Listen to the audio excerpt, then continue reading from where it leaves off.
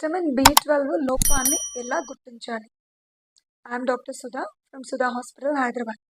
అందరూ అనుకునేది బ్లడ్ టెస్ట్‌లో విటమిన్ బి12 లెవెల్స్ చూసుకొని తెలుసుకోవచ్చు. బట్ అది కరెక్ట్ కాదండోయ్! ఎందుకంటే విటమిన్ బి12 లెవెల్స్ నార్మల్ అని వచ్చిన రిపోర్ట్‌లో ఒకవేళ మీకు గనక ఈ డెఫిషియన్సీ సింప్టమ్స్ ఆల్రెడీ మన లాస్ట్ వీడియోస్‌లో డిస్కస్ చేశాము. అటువంటి సింప్టమ్స్ ఉంటే ఖచ్చితంగా డెఫిషియన్సీ ఉన్నట్టే లెక్క. సో, ఈ బ్లడ్ టెస్ట్‌లో మనం యాక్యురేట్‌గా డయాగ్నోస్ చేయడం కష్టం.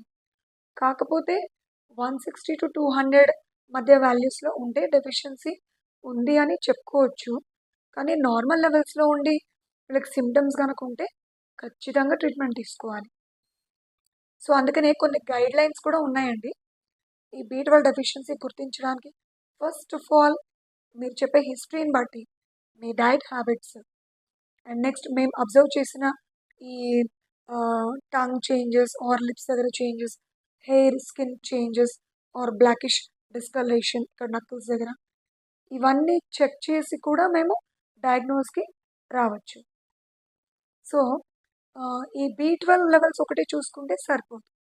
దీంతో పాటు ఫోలిక్ యాసిడ్ లెవెల్స్ ఎలా ఉన్నాయి, ఎందుకంటే ఈ రెండు డెఫిషియన్సీ చాలామందికి కలిసి ఉంటూ ఉంటుంది.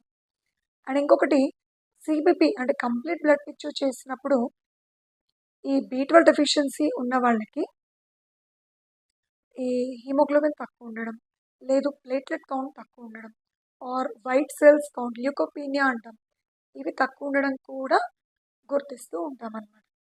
సో, ఇలా అన్ని రకాలుగా దీని కాజ్ అసలు ఎందుకు వచ్చింది అనేది కూడా ఈ టెస్ట్లలో గుర్తించడం చాలా ఇంపార్టెంట్.